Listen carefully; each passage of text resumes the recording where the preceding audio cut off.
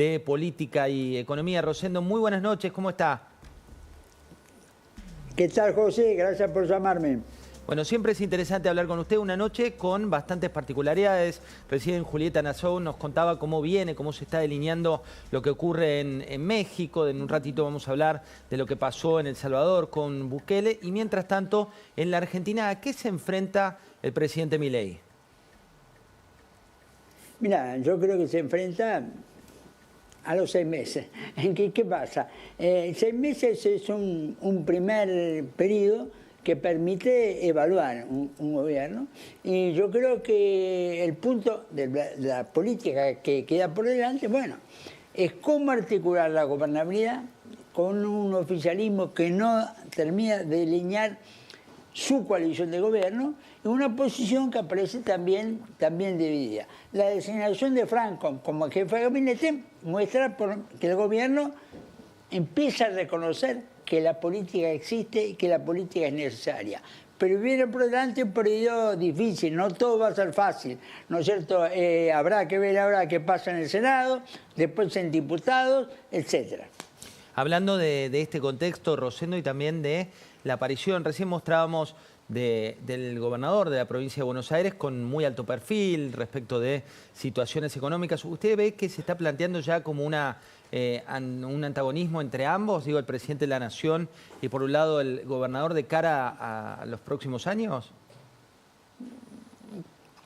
A ver, yo creo que en 3 años y medio, en mucho tiempo, muchas cosas pueden pasar. Podrá que un año antes pensar que Milei iba a ser presidente, bueno, no era lo probable, ¿no es cierto?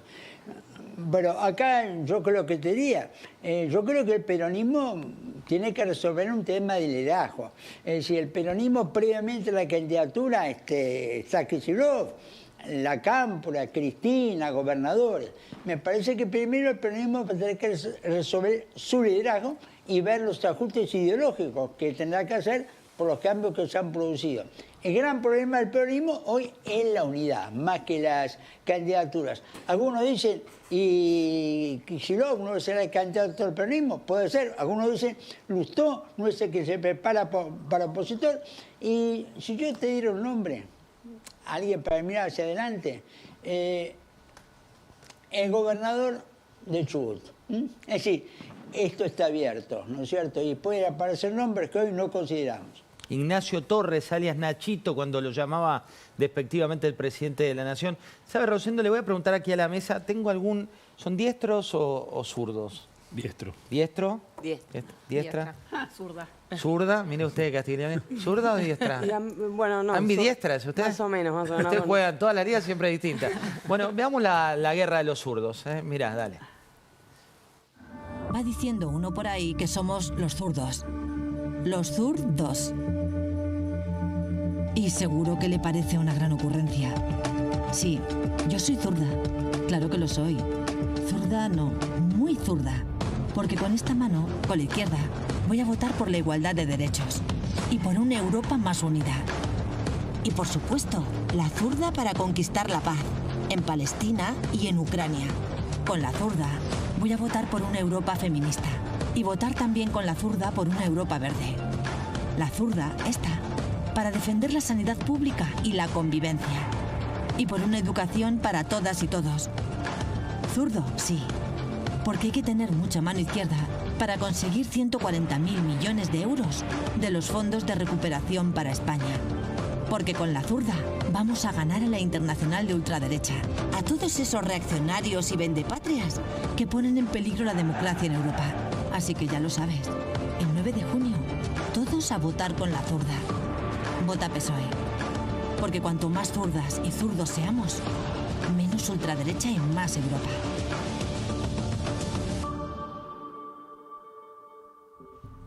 Rosendo Fraga, usted que analiza hace mucho tiempo la realidad internacional y también la local, ¿se dio alguna vez que un presidente de la nación argentino entre en la campaña local de España?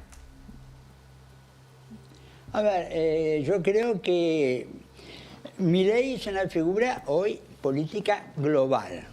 guste o no guste, y él siempre dijo, de hace 2 años y medio, de que ganó la de diputados en la Ciudad de Buenos Aires, yo soy Trump, Bolsonaro y el partido Vox de España en la Argentina. Fue una decisión clara, contundente, sistemáticamente. Y creo que toda esta presencia en Europa de Milei tiene que ver con jugar un rol en esa elección. Vos fíjate que la elección es del 6 al 9 de junio. Es una elección muy importante, ¿no es cierto? Se vota en 27 países en 3 días y es una elección donde yo creo que la tendencia va a ser un giro hacia la derecha nacionalista o hacia la derecha populista.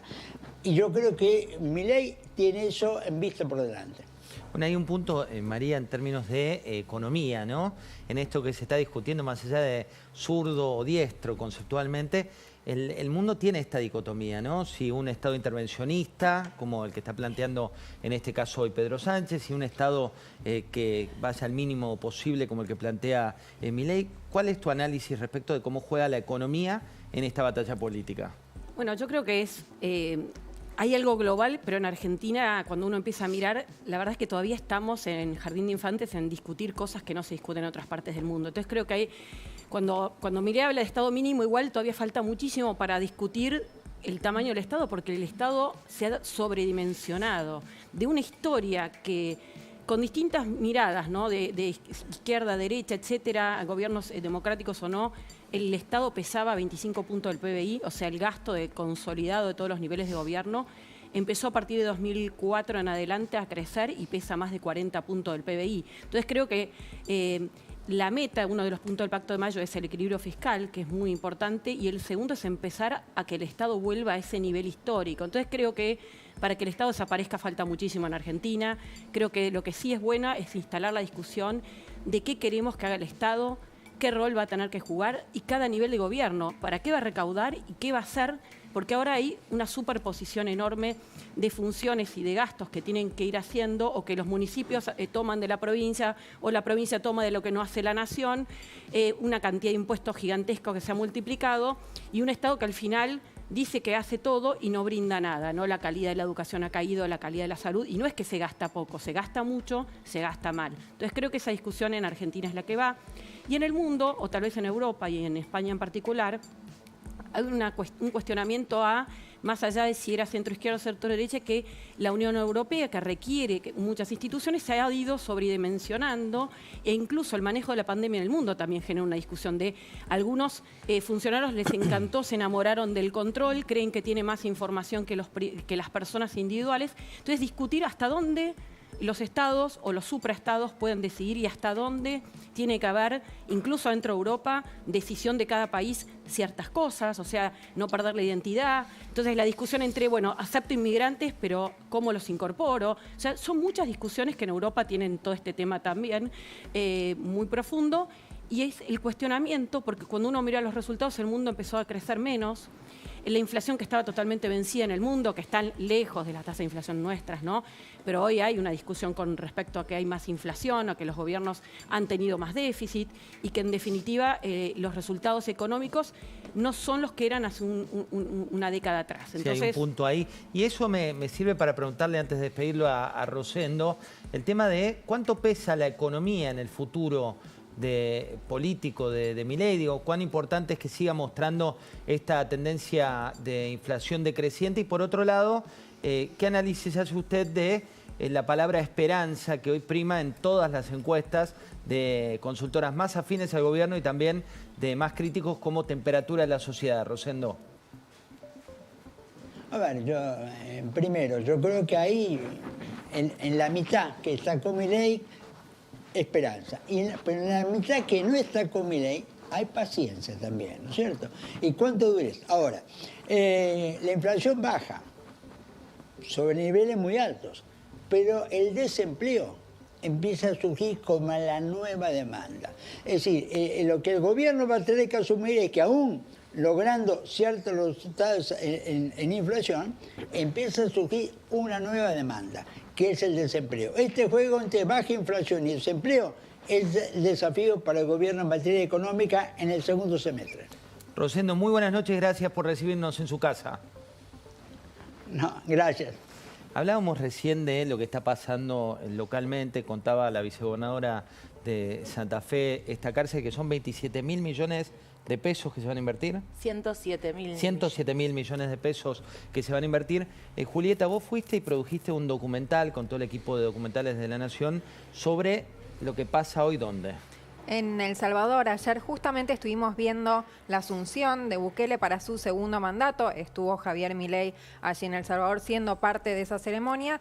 Y todo surge con la cobertura de las elecciones en febrero de este año, cuando tuve la posibilidad de ir para cubrirlo para el diario. Y ahí también empezamos a producir este documental que a partir de ayer está disponible tanto en lanación.com como en YouTube, el documental El Método Bukele. Y entre las cosas que vimos, tuvimos la posibilidad de acceder al CECOT, que sería la cárcel de máxima seguridad, pero la que está en San Salvador, que fue construida y inaugurada en enero del año pasado. Es muy, muy nueva, tiene capacidad para 40.000 presos. Yo tuve la posibilidad de acceder a uno de los 8 módulos, es realmente muy grande, queda a las afueras, en un terreno absolutamente baldío, más o menos a 1 hora de San Salvador. Y pude acceder a uno de los 8 módulos en los que se ve cómo viven ahí, como dice acá la vicegobernadora también. Ahí son solamente delincuentes de alto perfil, como ellos lo llaman a los pandilleros de El Salvador. Recordemos que El Salvador está saliendo de un pico de violencia extremo en el cual todos los salvadoreños estaban sometidos a la violencia de las pandillas, en las cuales no podían prácticamente ni caminar de noche por las calles. Tenían que pagar una renta, como le dicen ahí, un impuesto a los pandilleros para poder llevar adelante sus trabajos, sus comercios. Bueno, eso ya en El Salvador de hoy ya no existe y es gracias a esta política de mano dura de Bukele, en la cual se redujo a 2,4 homicidios cada 100.000 habitantes después de un pico de 106 que tuvo en el año 2015, por lo cual es una política que ahí es muy, muy popular. Bukele ganó en febrero con el 85% de los votos y ganó en este segundo mandato, que a su vez es cuestionado por la oposición. ¿Por qué? Porque así como estábamos hablando recién de México, en El Salvador tampoco estaba permitida la reelección consecutiva. ¿Cómo lo logra Bukele? Bueno, cuando él empieza a tener la mayoría en la Asamblea Legislativa, ahí la mayoría oficialista saca a los jueces de la Sala de lo Constitucional y designa a nuevos jueces que después le habilitan esta constitución, esta reforma, para que él pueda postularse a la reelección que finalmente asumió ayer, como todos vimos, con Javier Milei. Bueno, ahí estamos viendo, mirá, estamos viendo por un lado esto que tiene que ver con una de las fotos de época, que fue la secretaria general de la presidencia, Karina Milei, el presidente de la Nación, Bukele, su mujer, en este contexto. Y vamos a mostrarles a ustedes para debatir también aquí con esta mesa, y lo sumamos a Federico González, analista político. Bienvenido, Federico, buenas noches. Gracias por la invitación, buenas noches. Ustedes saben que economía y seguridad son las prioridades hoy por hoy de los argentinos. La foto que mostraba recién Juli, hubo una foto también de Rosario hace poco tiempo. Vamos a esta primera parte, 1 minuto y medio que te contamos este documental desde el lugar de los hechos de esta política que hoy parece como espejo del abrazo que dio ayer el presidente de la Nación. Mirá. Esto es Finca Argentina, uno de los barrios más peligrosos en el que solía ser hasta hace algunos años uno de los países más violentos del mundo.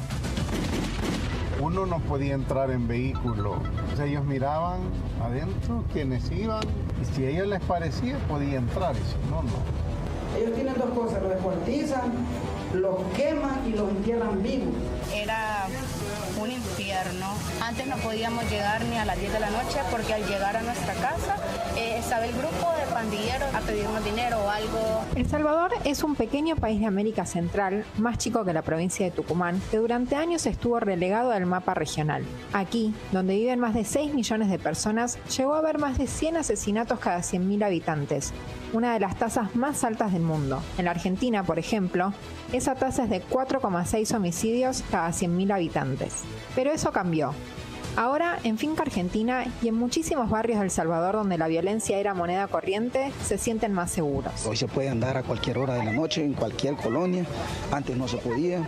Un ambiente bien tenso, que sabiendo que tal vez uno saliendo de la casa podía ser que uno ya no volviera. En los últimos 5 años, El Salvador dejó de ser noticia por su violencia y pasó a llamar la atención por tener el presidente más popular de América Latina, Nayib Bukele, que implementó una estrategia de mano dura que hoy es un faro para la derecha de la región. El año pasado, la efectividad, es decir, los responsables de homicidio tras las rejas, 95%. Bukele, que este 1 de junio comienza un cuestionado segundo mandato, es un fenómeno dentro y fuera de las fronteras de El Salvador. ¿Qué dijeron ellos? Están desmantelando la democracia y estamos a punto de ganar la guerra contra las pandillas. Lo que está haciendo El Salvador le está metiendo presión a una gran cantidad. 23:32 en esta noche con muchísima información. Título del método Bukele. Si puedes resumirlo en un tuit para debatir y cuál impacto puede tener en la Argentina. Te iba a decir 3 palabras, Diga. pero un tuit me diste más. Diga. Cuestionada mano dura. Cuestionada mano dura sería tu título. Gisela, ¿coincidís con esto? ¿Cuestionada mano dura o la solución como me planteaban por algún lado de aquí de la mesa respecto de los resultados que le dieron el 85% de los votos en la última reelección?